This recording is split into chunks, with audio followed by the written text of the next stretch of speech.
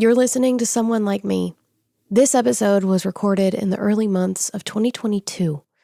We had just purchased our new Survivor Restoration campus, and the conversations you hear in this third season will refer to this campus as well as our former name, End Slavery Tennessee.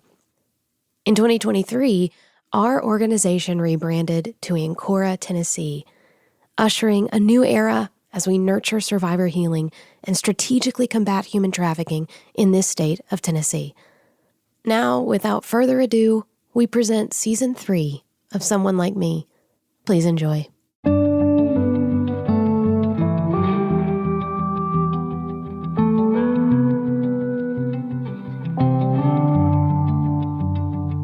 This is Someone Like Me, the official podcast of Ancora, Tennessee, formerly known as End Slavery Tennessee.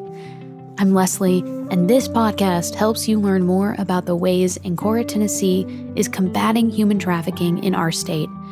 We do this a few ways. We provide specialized case management and comprehensive aftercare for human trafficking survivors, and we tactically address the problem through advocacy, prevention, and training of frontline professionals. Last season on this show, we talked with the social enterprise called Branded Collective about how they designed a job skills development opportunity exclusively for human trafficking survivors we serve here in Ancora, Tennessee. Even though Branded Collective decided not to reopen after the pandemic, the model they created continues to inspire other businesses who are partnering with Ancora, Tennessee to help create viable employment opportunities for survivors.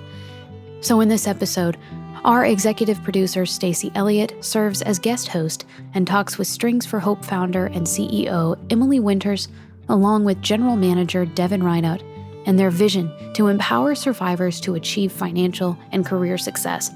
They talk about how using trauma-informed strategies improves outcomes for career development. Strings for Hope wants to inspire other businesses to consider partnering with nonprofits like Ancora, Tennessee, that can come alongside and build sustainable solutions for persons impacted by complex trauma. Also joining in this conversation is associate producer Caitlin Reed.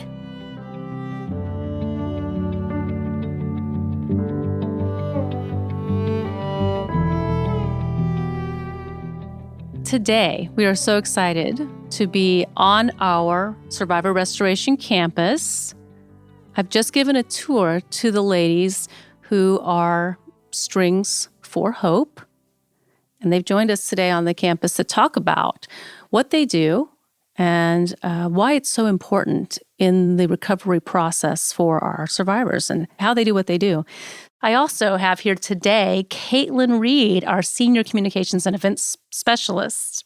So let me introduce to you Devon Rideout and Emily Winters. Welcome. Hi, thank you for having us today. Thank you so much. Very excited to hear. So tell us, what is Strings for Hope? So Strings for Hope is a jewelry brand that takes broken musical strings and turns them into jewelry. And our mission is to employ and empower survivors of addiction, human trafficking, and domestic abuse. That's perfect. And it's perfect for right here in Music City. It is. Plenty of material. Exactly. All the strings are donated to us. They're broken guitar strings, bass strings, violin strings. And it has been great not only to keep strings out of the landfill, but also repurpose something and teach survivors how to repurpose something. Yeah, nice analogy too. Mm-hmm. It's a good analogy. You're giving those strings a second life. Exactly. Yes. And also, too, it's really great because, not only are we creating this beautiful jewelry out of it that is resellable, but a lot of the women we work with, they've never necessarily made anything that people desire and that they want. So it does act as art therapy in a way too, but it's also completely sellable. And a lot of times people are just so amazed that one, it's handmade, and two, that it's recycled guitar strings. Yeah, the shock factor is really cool, especially with our newer products, because I know you've seen some, Stacy. Yeah, I have some. Yeah. And one of them, I can't believe I forgot to wear it today. Yeah. But the shock factor of this is actually string, and what it is technically supposed to be, in quotations, what it's supposed to be is something that is just musical, and its life is just to be on a guitar or whatever that instrument may be.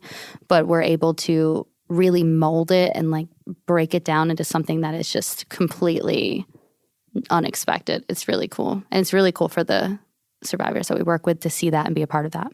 So I'm curious, this is a really specific kind of employment opportunity. How did you come to make the decision that you wanted to work with survivors, particularly of human trafficking? Yeah, so we were already working with women in recovery at the time, partnering with nonprofits and recovery facilities.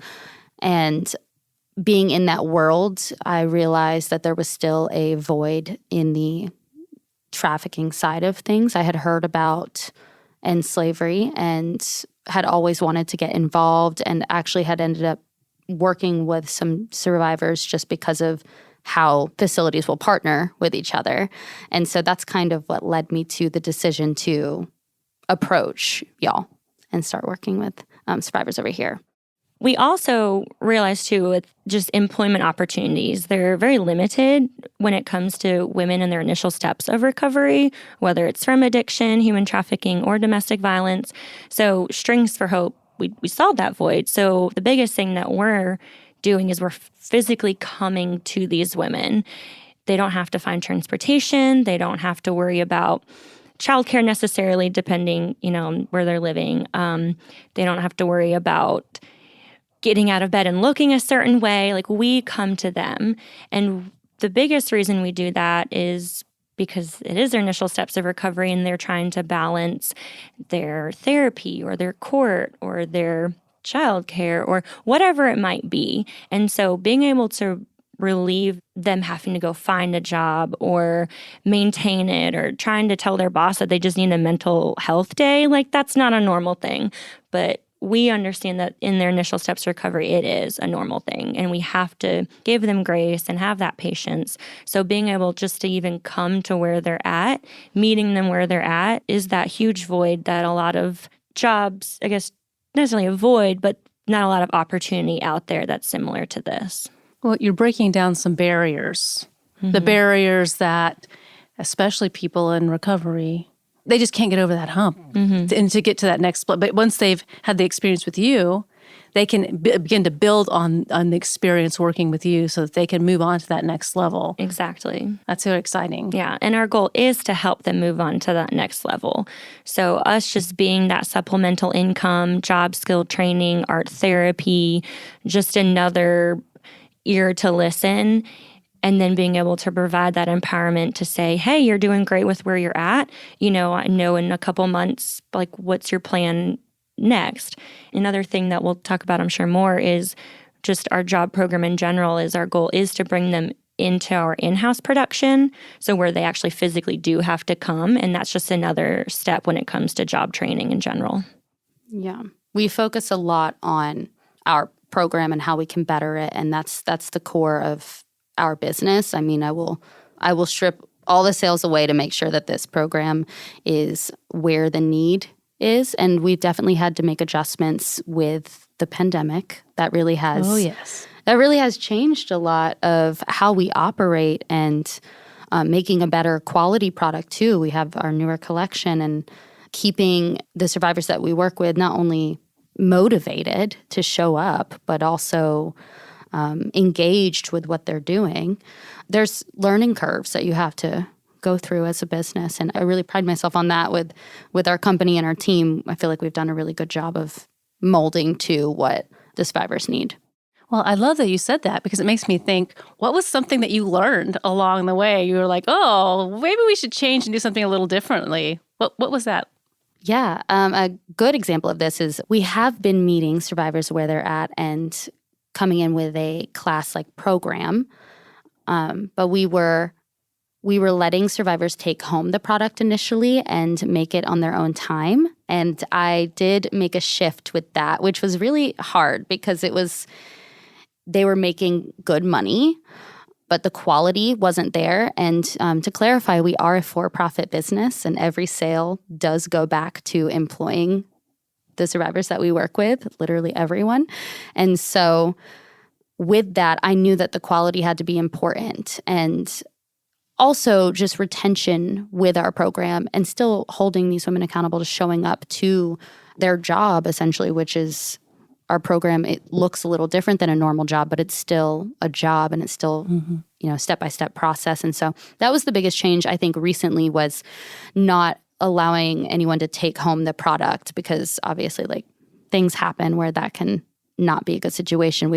They would bring it back to class the following week, and it would not be good. And we would have to be the bearer of bad news and say, hey, go back and work on this, which is really hard when you already spent your whole week working on this. Right. And so the shift for us is, I want to say, kind of being a giant assembly line is what we do. We have survivors in-house production that are not at the facilities or nonprofits that we're partnering with, but they're kind of finishing the product now. So it's basically everyone's hands are getting to be on this product, which is a good thing for quality, but also a good thing for working with the survivors and keeping the retention.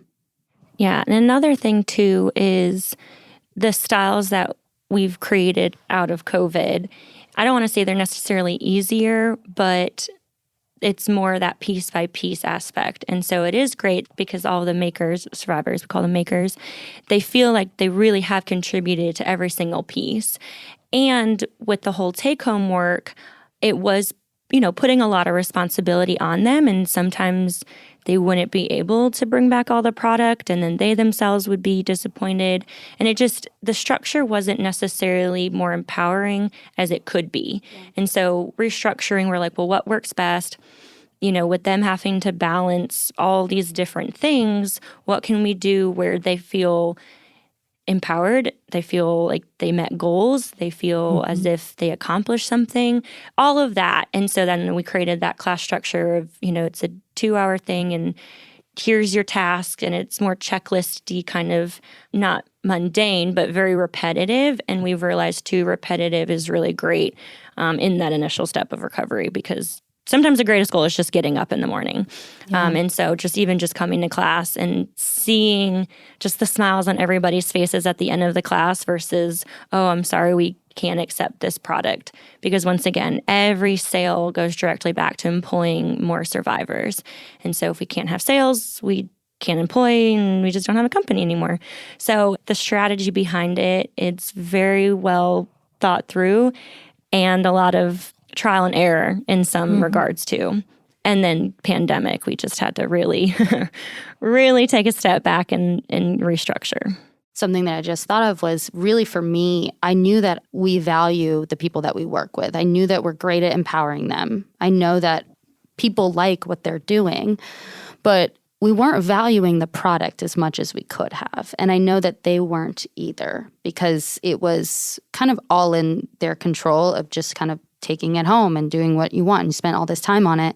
And we would have times where it would just come back and the product that we had taught them how to make, it just was completely not up to par. And with that, I realized we were all slowly not valuing the product, and we would just take it sometimes and fix it later and those kind of things. And that really doesn't help the long run for anybody. That's not good for anybody. Right, right. And I feel like with the change that we have made, it's really exciting to see them just so excited about what the product looks like at the end of the day, and what the in-house team is able to complete with the work we could not do without the program workers and what they're doing here. So I love that. I love the things that I'm hearing about building a team of people that are all contributing to one vision, and the camaraderie that you've been able to cultivate. It's not an easy thing to do when people are in recovery, to build a camaraderie that you're able to focus on something. And I just really want to applaud that, because it's not an easy thing.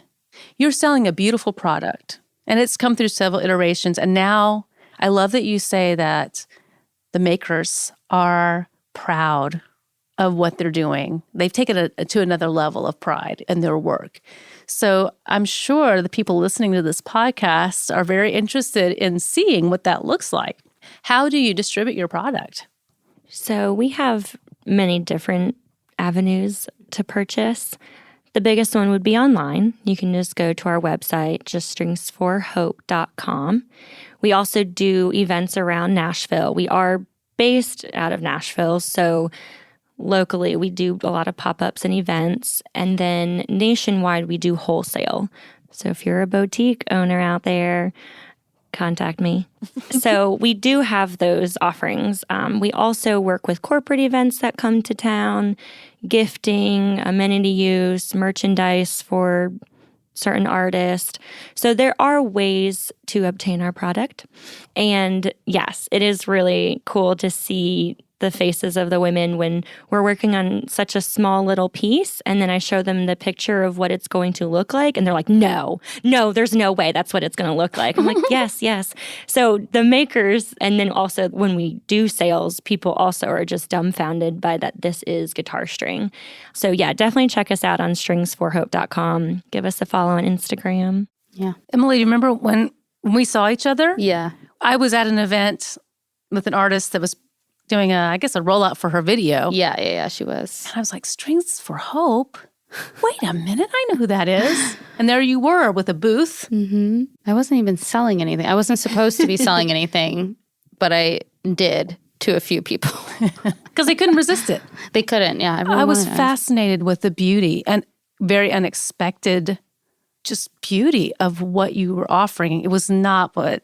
I mean, I have a piece that looks a little more guitar stringish, and I like it too because it's so Nashville. Mm-hmm. But really, what you've done is create something that is more remarkable than I think people can imagine until they see it. Mm-hmm. The unexpected and what people think that it should look like. That was so important to me, is to, I want to say shock people, but also just not underestimate the product and what our makers are capable of doing. And we're constantly pushing those limits, which is another point to why I love how our program is set up now with this kind of level base of program.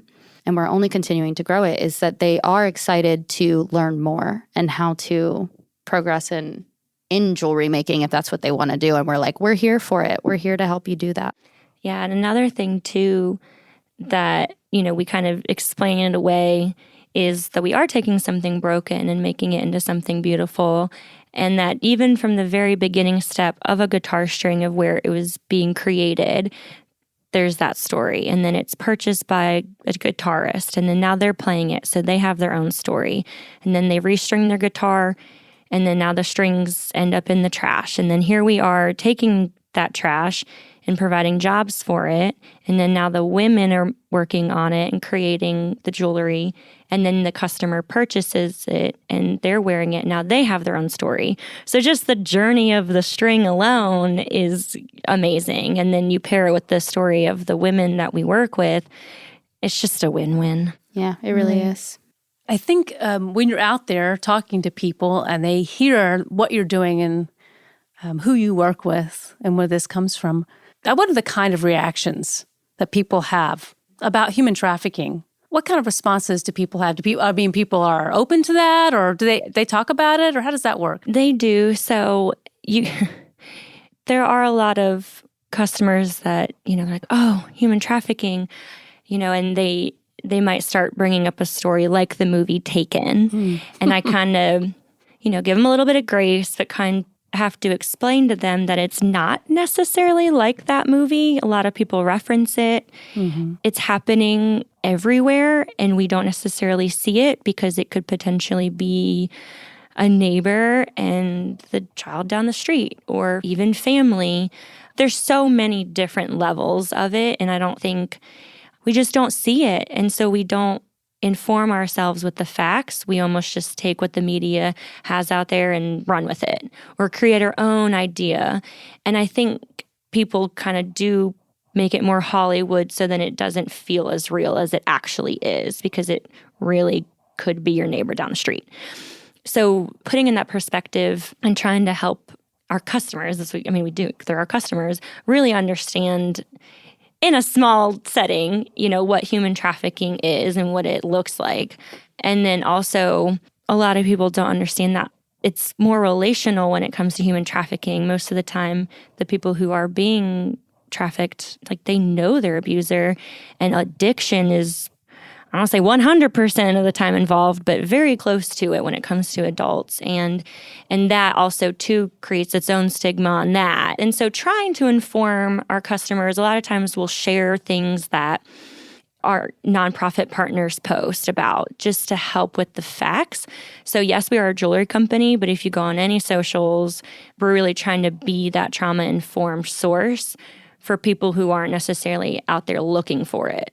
We are not the experts. We are a jewelry business, but I know the experts. I direct people to this podcast. I have directed people to just other forms of information so they can learn a little bit more. And I do tell people that when selling, or when I was at a wholesale market recently, and someone who has been in the business for years, she was so shocked with what we do. And I'm like, we're working with people. They're just people. There's that misconception of it looks a certain way, right? They're really just broken people somewhere. No, they're just people. I'm working with individuals and providing job opportunities. It's the same thing that I needed when I was 18 years old. It just looks a little different. And so it's really cool to be able to provide resources for people and in a different setting, because when you're a nonprofit, such as yourselves, or a facility that houses women, or you're trying to raise money for different things, you have your network of people who already know what you're talking about, and it can be hard to educate everyone else. And so having people like Strings for Hope and like all the other social enterprises out there, it's great because we're able to put it out there to the general public in a different way.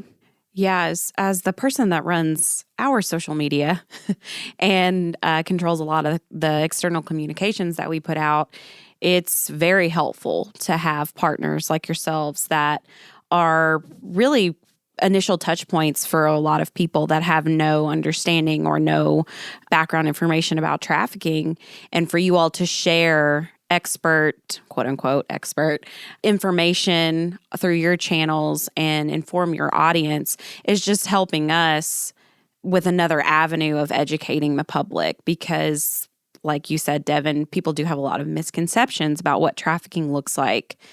And the more we educate people, the more people realize this is a real problem, and they want to be involved, and they start to realize, like, hey, I can actually help in some way, as opposed to the other end of the spectrum where they keep talking about taken and furthering that misconception. Like, that really just hurts all the people that we're serving. So I know we're very grateful to have people in the community like yourselves who are putting the truth out there and helping to steward what we're doing, our organization.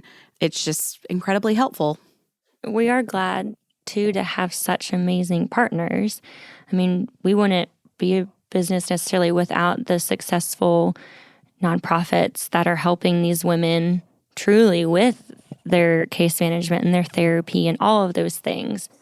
And you just talking about, ways for people to help. I think a lot of times people really think the only way to truly help is to sit down with a survivor and talk with them and, and hug them and love on them, which, yes, great, maybe if you met them on your own.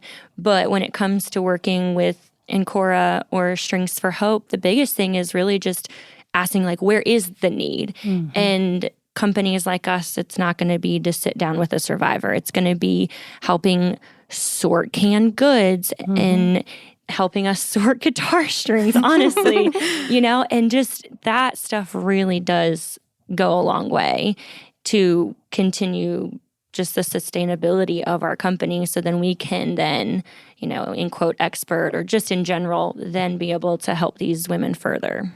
So true. And if there's any other nonprofits out there listening to this, and I'm sure there are, we pride ourselves on being like a social enterprise type arm for nonprofits. And that's our goal long term, is to continue building our program even more bigger and better to help survivors transition back into the real world. And I really do value the education and the platform that you're giving us today, because it's great to just have open communication about where the need is for survivors. And I think if we were able to do this more with other businesses, it would look a lot different. I think we would be able to employ a lot more people if there was just understanding of, like, what is that threshold? What do they need? Well, they need money right now. They need time off. They need X, Y, and Z. I think a lot of people are capable of giving that rather than like you're saying, just meeting someone and trying to be there for them and kind of hug them through it. And they don't always need a hug.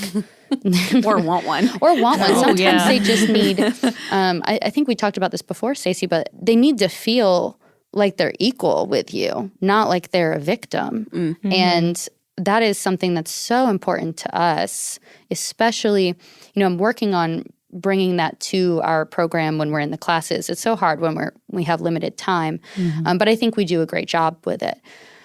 But when we're at our office working with survivors, it's through our whole building. We really do empower people to be and do what they want, and I feel like we all look at each other as equals. And it doesn't matter the position that you're in. It doesn't matter what you've been through.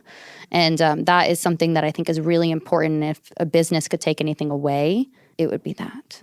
Yeah, well, Devon spoke about being trauma-informed, and obviously that's what the work we're doing, but you all also offer a trauma-informed environment. And we've talked numerous occasions on our staff. Really, every business should be trauma-informed. Yes. Every person has experienced some sort of trauma, obviously varying degrees of trauma. Mm-hmm. But being more trauma-informed and empathetic really only benefits you. Mm-hmm. Your business, you as the business owner, your employees, et cetera, everybody that touches your work only benefits from environments like that. Yeah, and I think there are gifts of COVID.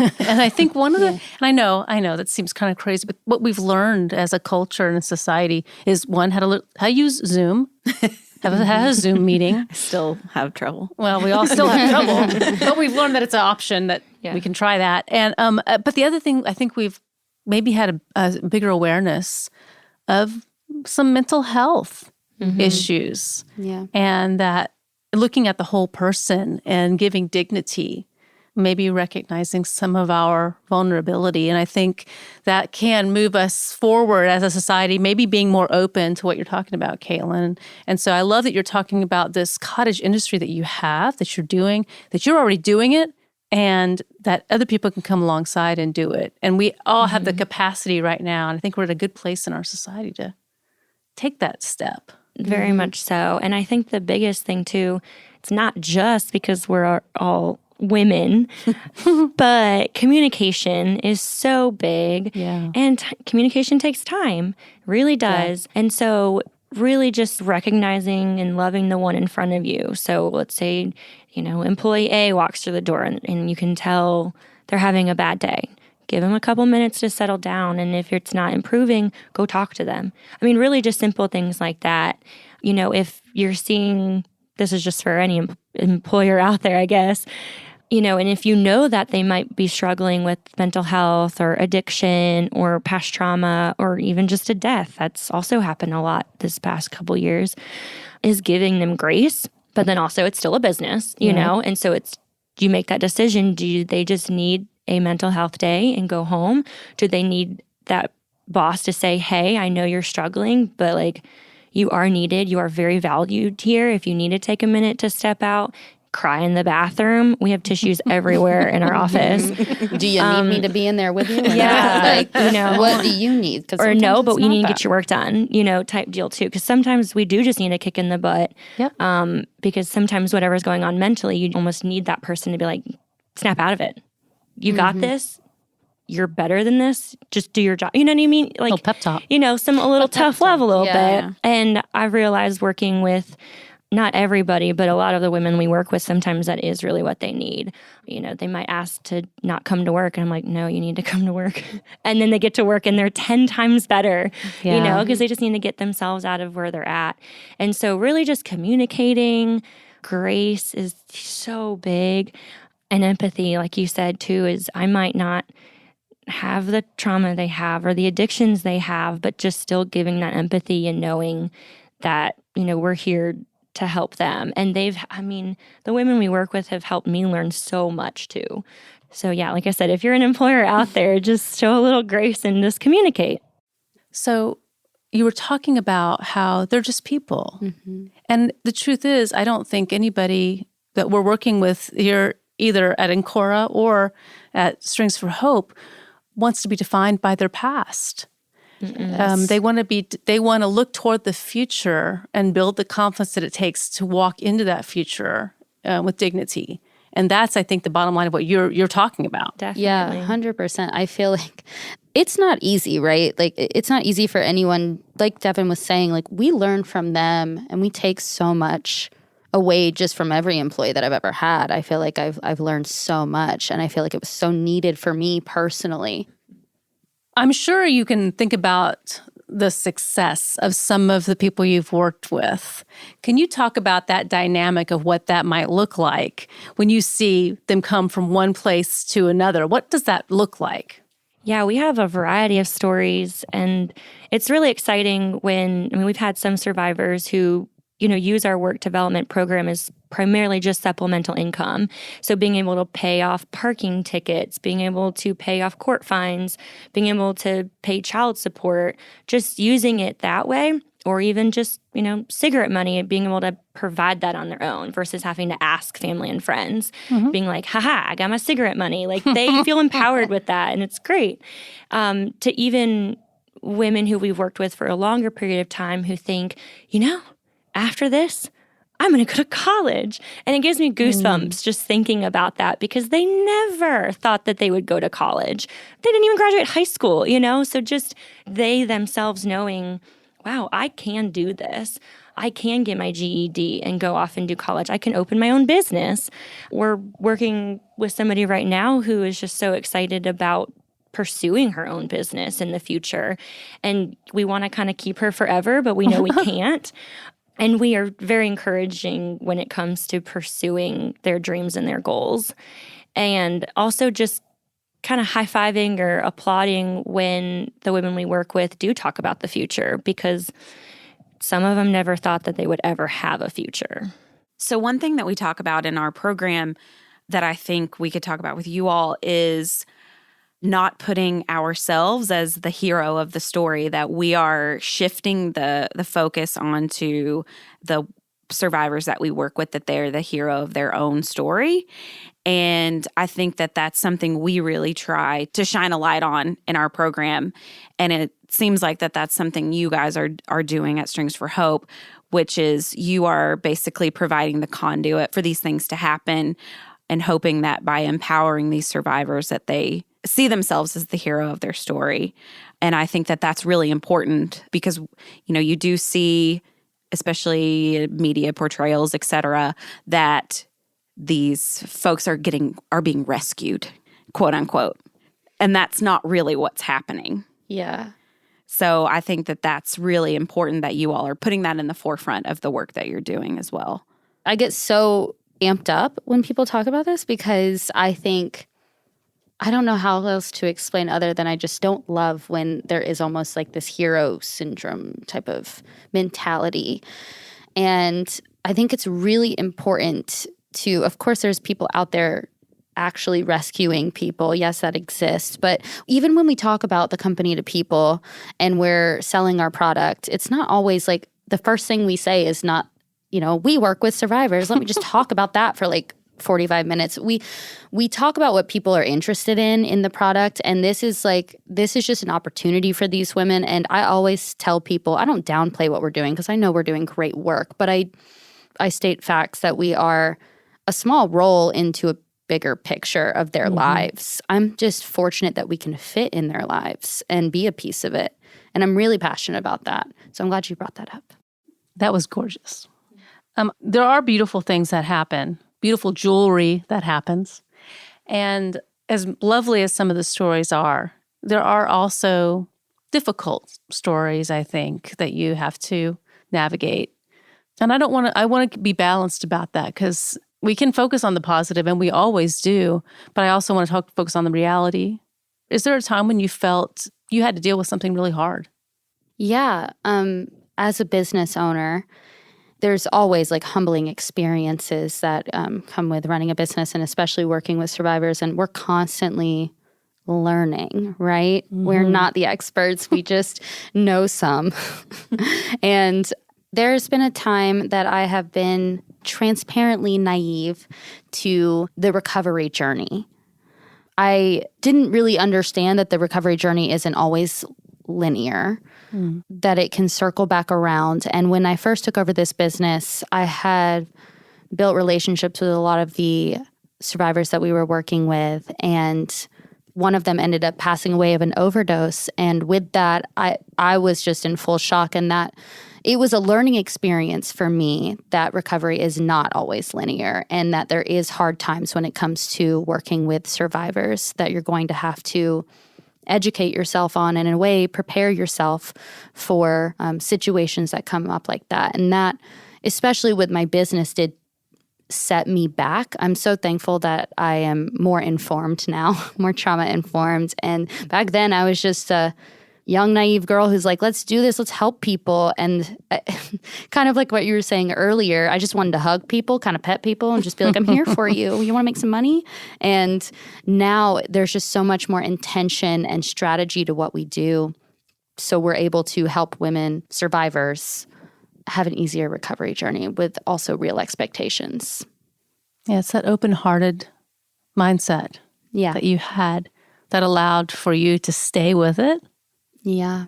And to grow and become the person that you are now to be able to do this so well. Yeah. While it was hard, it was also an important piece to my life personally to ground me into where I'm at in this business and where I know I need to be, especially in the position that I'm in. I'm grateful that I, own the company and ended up taking it over and doing all the things. It's been great. But I know where my strengths are. And that was an experience that helped me get there. Definitely. And like Emily said, just learning from that experience has really led us to put in different boundaries and rules. And I mean, even just as simple as we don't hire women in recovery to do our sales because we need to sell. Once again, that's how we run our business. And sometimes we'll be downtown, and downtown is not a good atmosphere for women, especially in recovery from addiction. Really, any field, downtown can be very overwhelming. Even just simple things like that, just learning from past experiences to then really help strategize and build our company to be the best that it can.